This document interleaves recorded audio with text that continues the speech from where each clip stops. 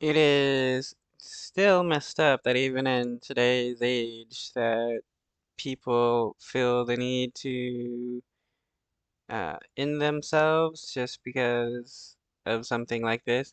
Clothing is clothing just because it's labeled as quote unquote women's clothing or men's clothing means nothing.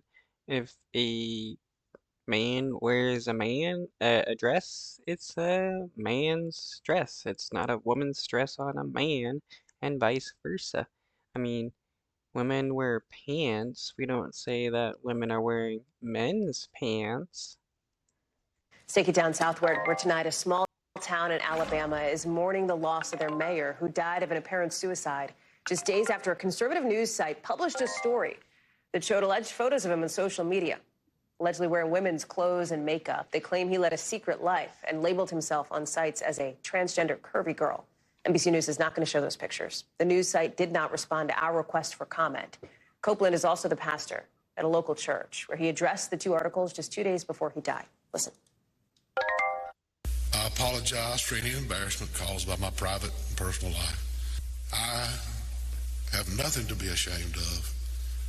A lot of things that were said were taken out of context. I want to bring in Morgan Chesky, who's covering this one for us tonight. Morgan, Mayor Copeland had been the mayor of this town, Smith's Station, for years. What else do we know about him and how this happened?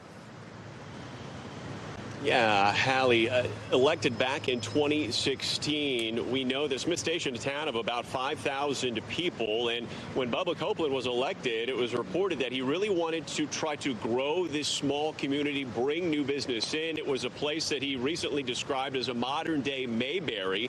And by all accounts, he was successful during his tenure as mayor. And you mentioned, Hallie, he wasn't just the mayor of Smith Station here. He was also the pastor of a local church, also owned a local convenience store. So he was just about as involved as you can get in a small rural community there, where he had been beloved by many. And in 2019, he even had a chance to meet then President Trump.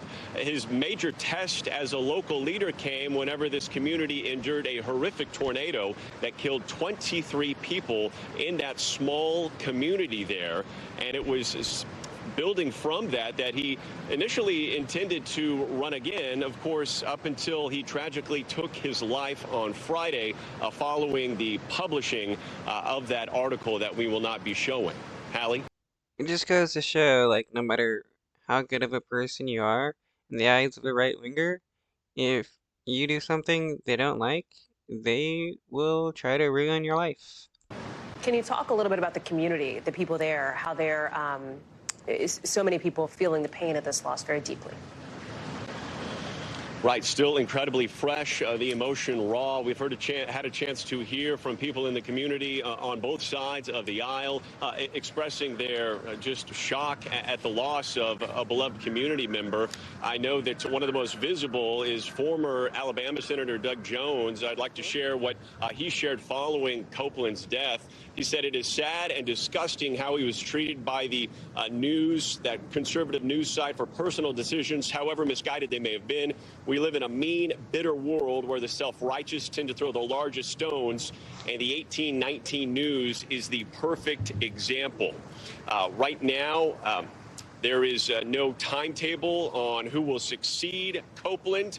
We do know that the news site, as you mentioned, has not responded to NBC News request, but this is a small community, Hallie, that is absolutely reeling following the loss of one of their own.